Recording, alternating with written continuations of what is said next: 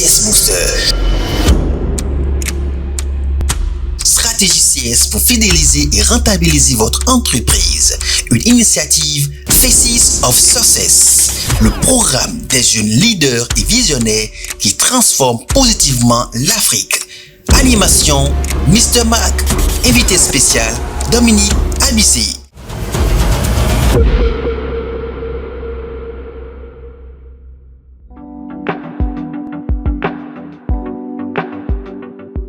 Mesdames et messieurs, bonjour ou bonsoir. Merci une fois encore de nous retrouver dans notre spéciale initiative dénommée podcast TX pour dire stratégie pour fidéliser et rentabiliser votre entreprise à travers l'écoute active de vos clients. Je suis une fois encore avec notre experte.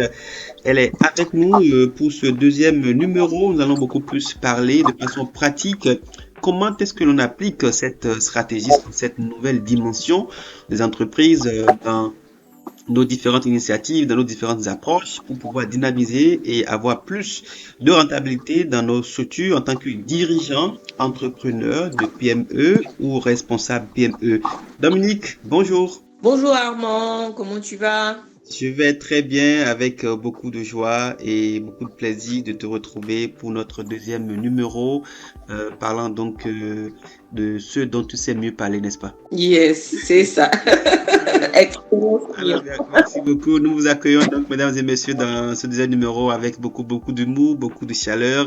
Merci de nous préférer. Envoyez-nous des cœurs, des j'aime, laissez vos commentaires pour soutenir l'initiative. N'oubliez surtout pas, si vous voulez qu'elle continue, laissez-nous vos commentaires. Nous allons pouvoir savoir est-ce que cela répond au mieux à vos besoins actuellement en termes d'expérience client et en termes de rentabilité ou de fidélisation des clients dans vos différentes entreprises. Alors pour aujourd'hui, sans plus tarder, pour ceux-là qui ne connaissent pas Dominique, une fois encore Dominique, je vais te demander de te présenter pour nos amis auditeurs. Hello, bonjour tout le monde, je suis Dominique Abissé, je suis spécialiste expérience client, je suis passionnée d'expérience client, j'évangélise par rapport à l'expérience client qui remet le client au centre des stratégies et des décisions des entreprises. Voilà. Super. Voilà qui je suis et je suis ravie d'être là aujourd'hui avec vous. Alors, aujourd'hui, nous allons commencer par comment mettre en place, d'accord, mettre en pratique les différentes notions dont tu nous as déjà parlé dans notre premier numéro. Pour ceux-là qui n'ont pas suivi le premier numéro, je vous invite à nous écrire toujours en commentaire pour demander le lien et nous allons vous l'envoyer. Aujourd'hui, nous allons beaucoup plus voir comment est-ce que j'arrive à mettre en place une stratégie CX. Donc, comment est-ce qu'on arrive à mettre en place une stratégie CX? Il faudrait adapter ou créer ou faire sortir la stratégie CX de la stratégie globale de l'entreprise. Donc, il faut que l'entreprise ait défini elle-même sa stratégie sur l'année, sur 5 ans, sur 10 ans. Mais il faudrait qu'il y ait quelque chose d'écrit. D'écrit. Voilà.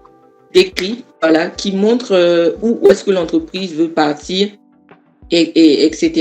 Okay. Ensuite, il y a tout un travail à faire parce qu'il faut que chaque département se sente concerné en fait par la création de cette stratégie.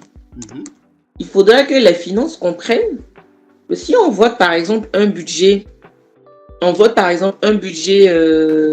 pour la stratégie, etc., qu'il y a des retombées financières, ils ne perdent pas de l'argent, au contraire, plus on va fidéliser, plus les clients vont...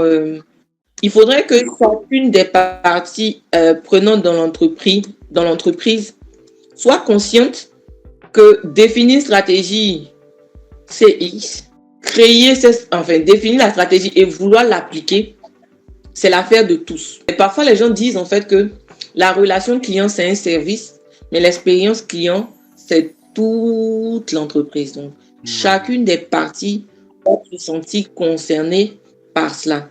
Parce que, en fait, si vous définissez une stratégie et que moi qui suis, je ne sais pas, à l'informatique, je ne me sens pas concernée, alors que dans la stratégie, vous avez dit qu'il faut rendre le site internet plus léger, plus facile à naviguer ou l'application plus intuitive et que celui qui est au développement informatique ne se sent pas concerné par votre stratégie, vous n'aurez rien fait.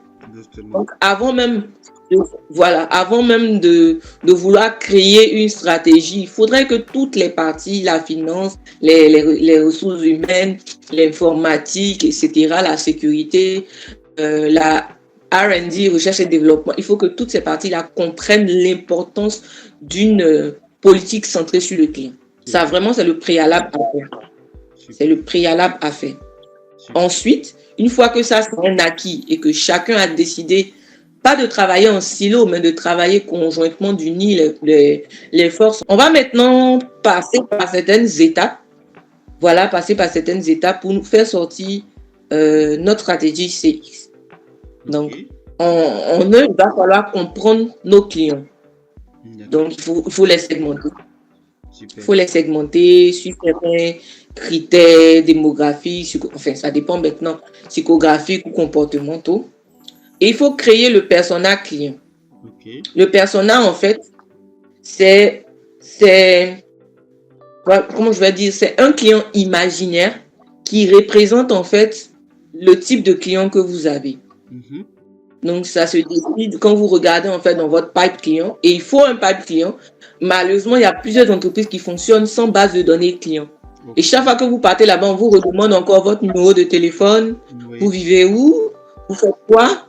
Mais il faut avoir une base de données client, de sorte que lorsque le client vient vers vous, vous n'avez pas besoin de lui reposer les mêmes questions. Et ça, même, ça se voit malheureusement encore dans nos cliniques ici, dans nos hôpitaux, où à chaque fois que tu viens, on te demande encore ton nom. Ils vont écrire encore sur un papier. Ça devrait être digitalisé. Comme ça, le client, quand il vient, bonjour, je m'appelle Dominique Abissé. Bonjour madame, merci d'être venue. Votre dernier rendez-vous ici, c'était tant.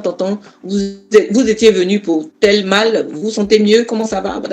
Et puis, on avance. C'est comme moi, quand je renouvelle mon abonnement Internet chez mon fournisseur, j'ai dit, mais si tu me demandes encore, possédez-moi mon numéro, je ne vais plus faire mon abonnement chez toi.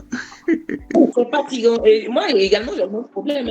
Il faut remettre ton nom, ton numéro, il faut remettre à chaque fois, comme si ils n'avaient pas de serveur pour enregistrer qui je suis. Ils ont mon adresse IP, ils connaissent mon téléphone, ils savent comment je recharge ma box Wi-Fi. Mais pourquoi à chaque fois ils me demandent? Et ça, c'est un irritant pour le client. Donc, le persona, c'est par rapport à chaque segment de clientèle, il vous faut un persona.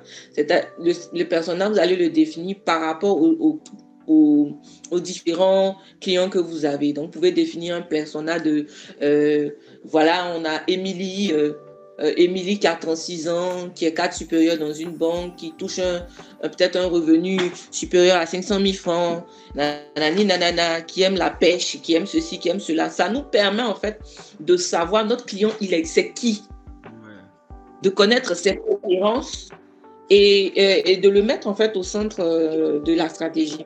Ensuite, il faut cartographier le parcours client. Il faut cartographier le parcours client. Donc, il faut identifier les étapes que vos clients traversent avant, pendant et après l'achat. Donc, la recherche, la décision, l'achat, le service après-vente, etc. Il faut que ça soit cartographié. Et puis, noter les points de contact clés dont on a parlé dans le podcast précédent. Donc, il faut noter les points de contact principaux entre les clients et votre entreprise. Ça, c'est pour la cartographie du parcours client. Après, il faut définir les objectifs. Donc, il faut que les objectifs soient clairs. Donc, il faut définir ce qu'on veut accomplir avec la stratégie CX. Voilà. Après aussi, il ne faut pas que l'entreprise veuille tout faire en même temps. Ce n'est pas possible. Si vous vous rendez compte que après enquête, vous vous rendez compte que le gros problème, en fait, c'est la satisfaction du client. Concentrez-vous peut-être sur la première année ou sur à augmenter votre taux de satisfaction client. Ça ne veut pas dire que vous n'allez pas travailler sur les autres points, mais je dis ce qui est prédominant pour cette année-là, c'est la satisfaction du client. Parce que vous vous êtes rendu compte qu'à 90%, vos clients ne sont pas satisfaits, par exemple. Donc, c'est vraiment un red flag que vos clients vous envoient. Donc, par rapport à ça, vous allez finir vos objectifs. Et puis, après, il faut choisir des KPI pour mesurer la réussite de votre stratégie, comme le Net Promoter Score, le taux de satisfaction, le taux de rétention. Mais comme je le dis, l'objectif CX, il s'aligne sur l'objectif de l'entreprise. Il n'y a pas un objectif de l'entreprise à gauche et un objectif CX à droite. Non, il n'y en a pas. Il faut que votre objectif puisse découler en fait de l'entreprise, de l'objectif de l'entreprise. Voilà. En quatrième position, Oui, en quatrième position, oui. il faut former et responsabiliser les employés. Il faut que vos employés soient formés, comme ce que j'ai dit précédemment. Ils soient formés, qu'ils comprennent en fait l'importance de l'expérience client, qu'ils sachent comment répondre aux besoins des clients.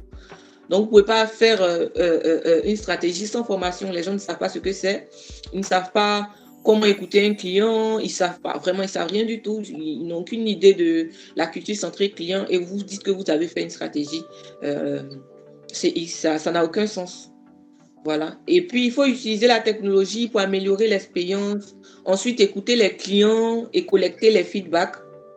Et puis, améliorer continuellement l'expérience en dernière position. On est vraiment dans une optique d'amélioration continue. Et quand on améliore de façon continue, ça veut dire que par derrière, on a mesuré et puis on a optimisé les performances. Et puis, voilà, on est toujours en train d'avoir un feedback continu. On continue d'avoir les feedbacks et d'améliorer. Voilà. Ok, super. Du coup, l'élaboration d'une stratégie CX doit normalement venir après, je vais dire, un dysfonctionnement ou un problème spécifique dans l'entreprise. Non. Ça c'est pensé d'un angle relation client ou au service à la clientèle. Non. Le CX est en amont. C'est-à-dire, vous êtes en train de créer votre entreprise. Vous n'avez même pas encore de clients, mais vous avez déjà une politique centrée client. Il ne faut pas attendre d'avoir des problèmes pour aller à l'expérience client. Vu qu'on a dit dans le podcast précédent que l'expérience client est une science qui est proactive. Donc, l'expérience client n'attend pas qu'il y ait des problèmes, justement. Malheureusement, on est dans un contexte où les gens ne l'appliquent pas. Donc, du coup, c'est lorsqu'il y a des problèmes maintenant qu'ils sont en train de chercher à établir. Donc maintenant, les gens ne savaient pas trop. Maintenant, en Afrique francophone, de plus en plus, les gens commencent à appliquer des stratégies CX, tant bien que mal. En tout cas, des entreprises essaient. Et vraiment, c'est louable et tout. Mais à la base, il faut le faire avant les problèmes. Il faut vraiment le faire avant les problèmes. Voilà. Il faut vraiment le faire avant les problèmes. Il ne faut pas attendre qu'il y ait des problèmes.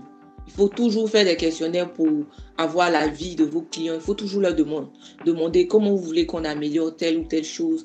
Qu'est-ce qui vous plaît le plus chez nous? Qu'est-ce qui vous irrite? Qu'est-ce que vous tolérez?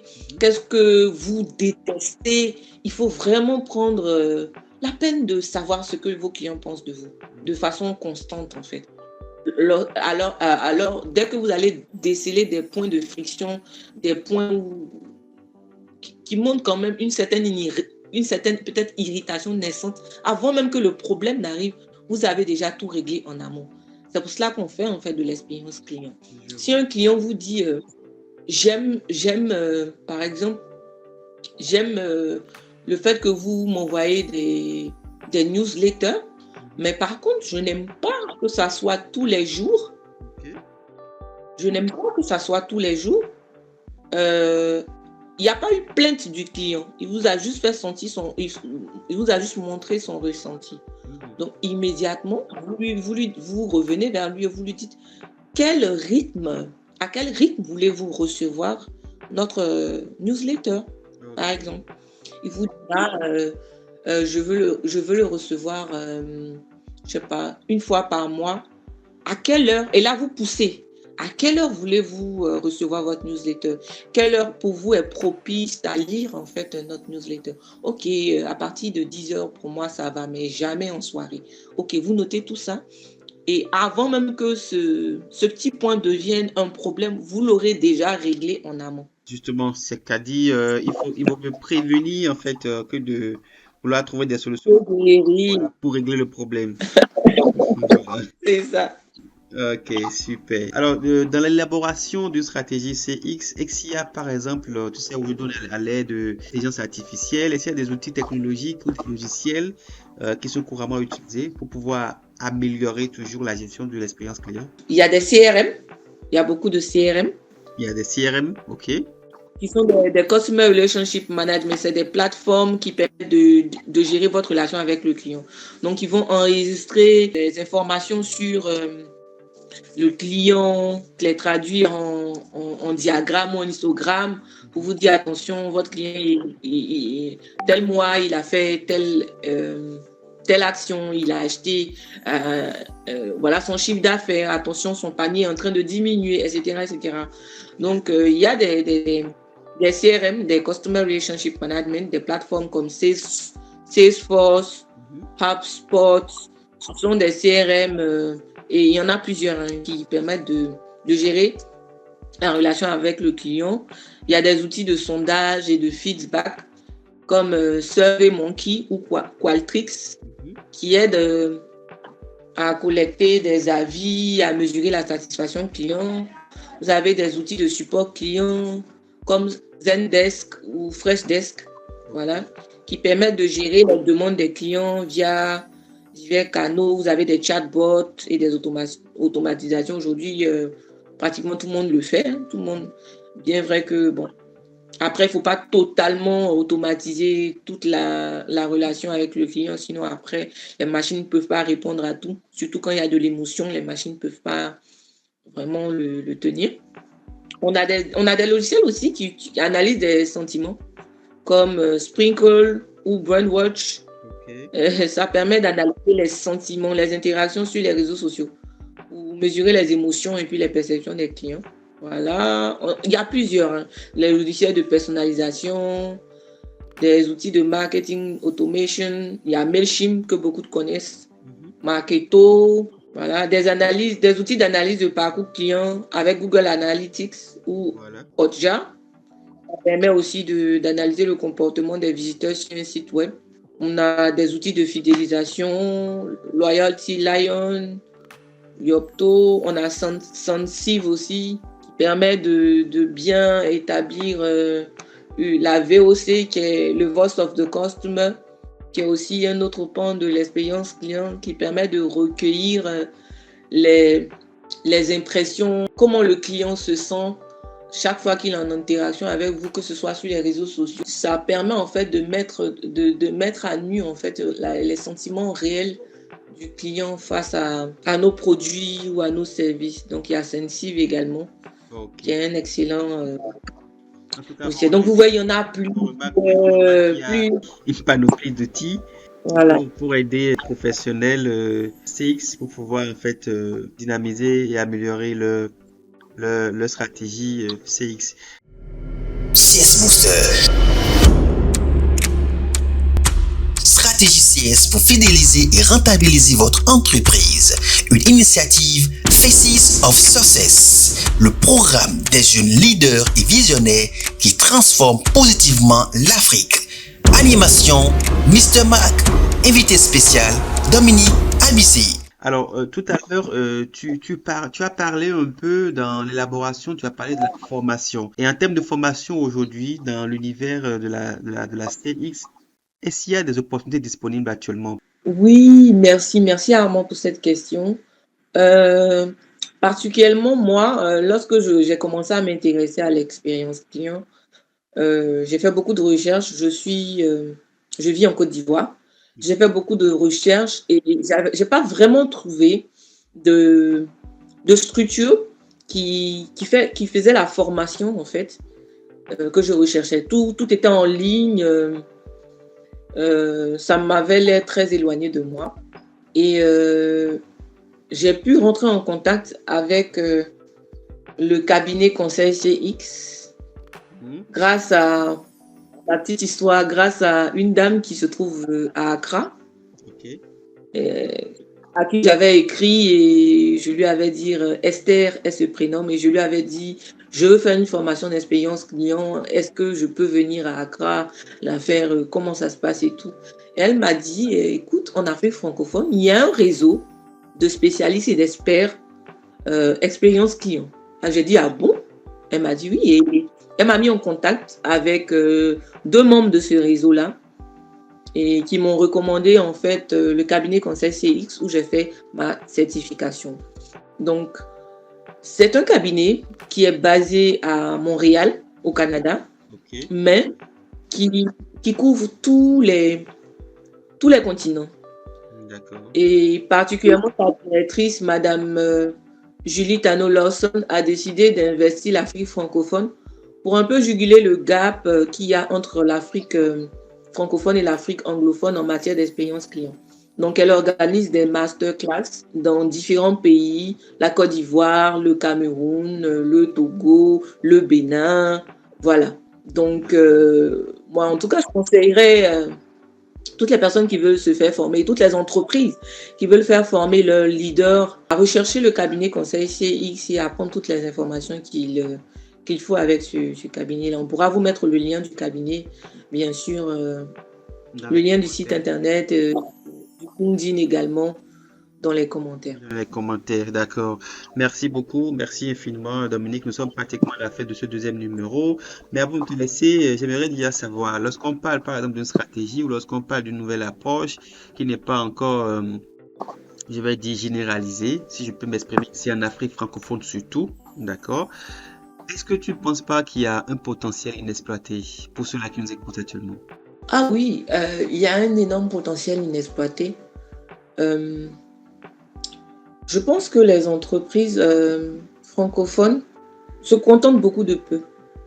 Si vous arrivez à faire, je ne sais pas moi, 100 millions de chiffres d'affaires mensuels, si vous arrivez en fait à intégrer l'expérience client dans tout ce que vous faites, vous pourriez doubler ce chiffre d'affaires. Pourquoi? Parce que les clients, les hommes, nous tous, nous sommes des êtres d'émotion. Oui, Nous achetons avec le vendeur avec lequel on se sent bien. C'est justement. notre ami, c'est notre frère, on est en sécurité, il nous conseille bien. Si j'ai un souci, je peux l'appeler à n'importe quelle heure. Je préfère acheter avec lui qu'avec un inconnu. Pourquoi? Parce qu'il a su me mettre à l'aise. Mhm.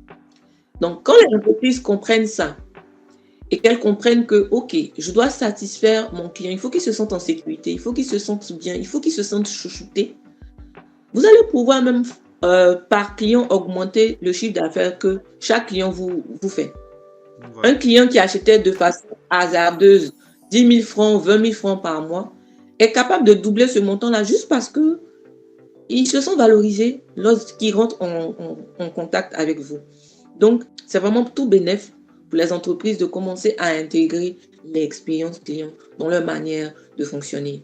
Parce que les entreprises qui auront compris ça et qui sont vos concurrentes vont vous prendre une grosse part du marché, une très grosse part du marché.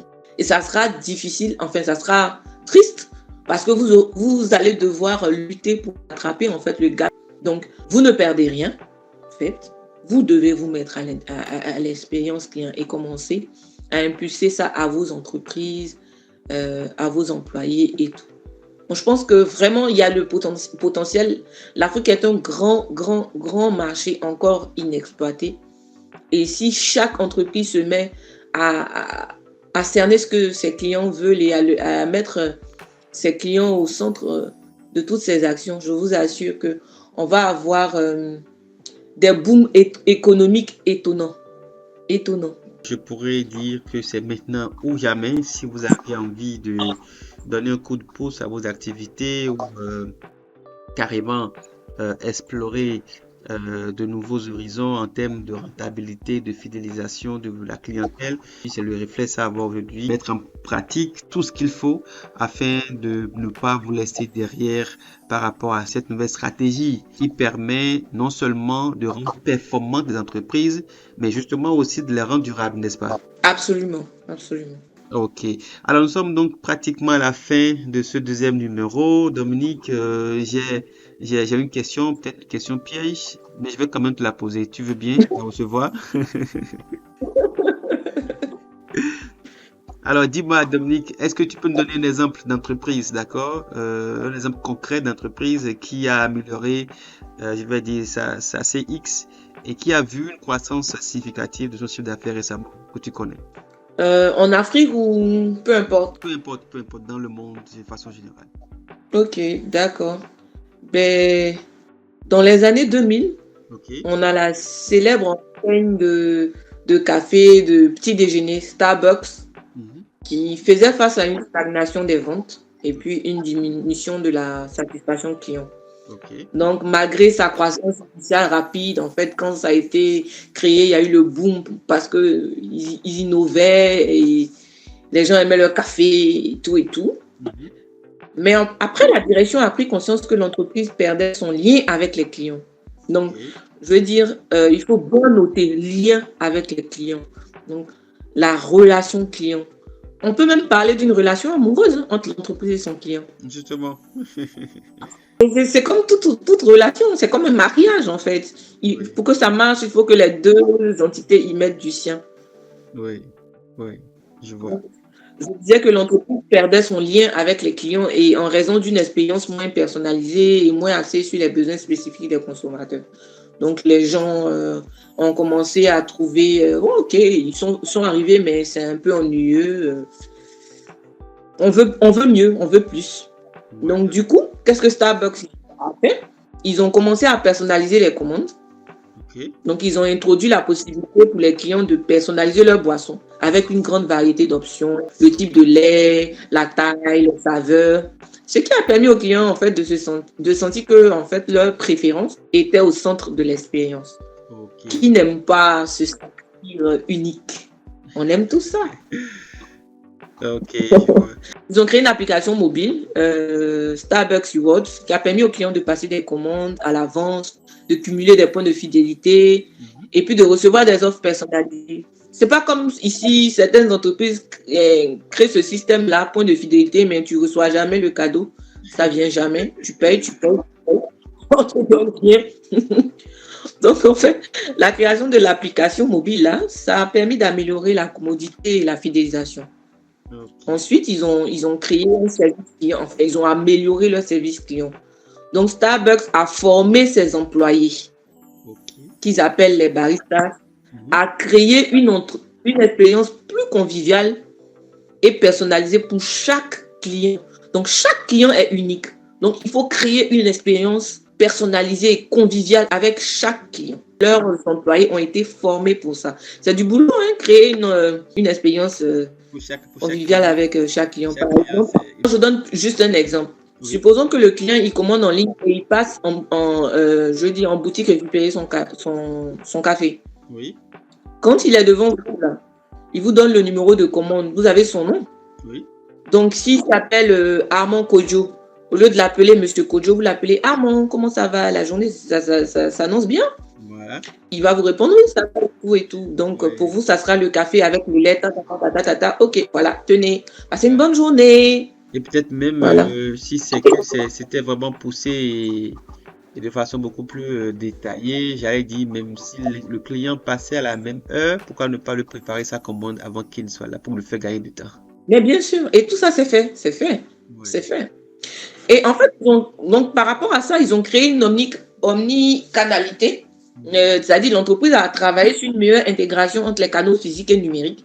Donc, ça permet aux clients, comme j'ai dit tantôt, de vivre une expérience cohérente, que ce soit en magasin, via l'application mobile ou les commandes en ligne. C'est-à-dire que quel que soit l'endroit où le client passe commande ou retire en fait sa commande, l'expérience est la même. Il est accueilli de façon conviviale et personnalisée. Donc, en fait, ces résultats-là ont permis de transformer la perception des clients, de renforcer la fidélité, de stimuler les ventes. Ok. Donc l'introduction de l'application de fidélité et puis des commandes mobiles, là, ça a joué un rôle clé dans la hausse de la fréquentation des magasins. Donc, ça a augmenté ainsi le chiffre d'affaires. En 2020, Starbucks a déclaré que plus de 40% des transactions venaient des clients du programme de fidélité. Wow. Plus de 40% des transactions. Et parfois, même quand on va sur le net, on peut voir en fait des magasins Starbucks où les gens font la queue pour retirer leur café, tellement il y a du monde. Et ça montre en fait tout l'impact de remettre en fait le client au centre de notre stratégie, de créer une culture centrée client. C'est tout bénéfique, comme je disais. c'est tout bénéfice pour l'entreprise. 40% des transactions qui proviennent des clients du programme de fidélité, c'est énorme. Aux États-Unis, quand tu parles d'expérience client, tu penses aussi à Starbucks. Inévitablement, ils te font vivre une expérience particulière. Merci beaucoup. Merci Dominique pour ces précisions et pour cet exemple. Amis auditeurs, si vous avez envie d'approfondir vos connaissances par rapport à tout ce que Dominique vient de partager avec nous, n'oubliez pas aussi qu'il y a la possibilité pour vous de vous faire former et aussi de devenir des experts, des experts de la CX. Surtout que actuellement en Afrique francophone, ce n'est pas encore répandu. Les premières personnes qui vont se décider pourront aussi rafler un peu du marché. Merci beaucoup Dominique pour ton temps, pour la patience surtout. Actuellement, tu as un décalage horaire terrible, je ne vais pas dire beaucoup par rapport à cela. Et voilà, tu fais l'entretien avec moi à une heure que je ne veux pas aussi préciser. Je tiens à te dire infiniment merci pour ta disponibilité, pour ta flexibilité. Eh bien, je voudrais quand même te permettre de dire un mot pour conclure notre entretien. Merci Armand, merci à toutes les personnes qui écoutent ce podcast en ce moment. J'aimerais vraiment dire que le client a besoin d'être compris au centre des décisions, parce que lorsqu'on crée une entreprise, c'est parce qu'on veut avoir des clients, c'est parce qu'on veut avoir du chiffre d'affaires. Et ça ne s'arrête pas seulement aux entreprises, aux PME, aux entreprises privées, même les entreprises publiques dans nos nations. Les services qu'on utilise pour établir nos documents administratifs ont besoin d'être formés à l'expérience client. Les gens se plaignent, mais on se dit c'est des services publics, on est obligé de faire avec.